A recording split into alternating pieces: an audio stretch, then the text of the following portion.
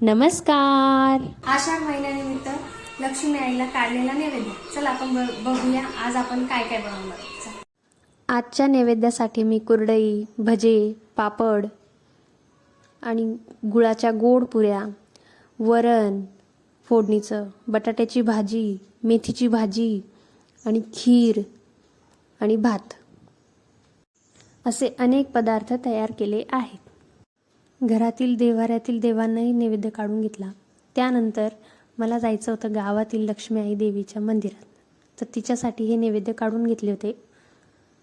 आणि नंतर आधी घरामधल्या देवांना नैवेद्य दाखवून पाणी फिरून घेतलं.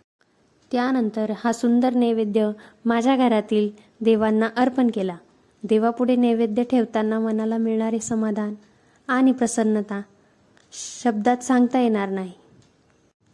आषाढ महिना हा भक्ती आणि सात्विकतेचा महिना मानला जातो. या महिन्यात देवाला प्रेमाने नैवेद्य अर्पण करून कुटुंबाच्या सुख समृद्धीची आणि निरोगी आरोग्याची देवाकडे प्रार्थना करायची आणि मंगलमय जीवनाची प्रार्थना केली जाते. वर्षातून एकदा तरी देवाला प्रेमाने वेळ काढून कृतज्ञता व्यक्त करण्याची ही सुंदर परंपरा आहे. श्रद्धेने अर्पण केलेला प्रत्येक नैवेद्य हा आपल्या भक्तीचा आणि देवावरील प्रेमाचा भाव असतो. यानंतर आम्ही महालक्ष्मी आईच्या मंदिरात जाऊन आईलाही नैवेद्य अर्पण केला. मंदिरातील वातावरण, दर्शन आणि भक्तिभावाचा हा सुंदर अनुभव तुमच्यासोबत शेअर करत आहे. आज मला महालक्ष्मी आईच्या मंदिरातील गाभाऱ्यात आईचे दर्शन घेण्याचे भाग्य लाभले. आईच्या चरणी उदबत्ती आणि धूपदीप ओवाळून मनोभावे पूजा केली. आईच्या दरबारात प्रवेश मिळाला म्हणजे माझ्यासाठी खूप भाग्याची गोष्ट आहे. आणि ह्या मंदिराचं बांधकाम हे आत्ताच झाले. या मंदिराच्या बांधकामाला अजून वर्ष पण पूर्ण झालेलं नाही. नवीन मंदिर बांधण्यात आलं.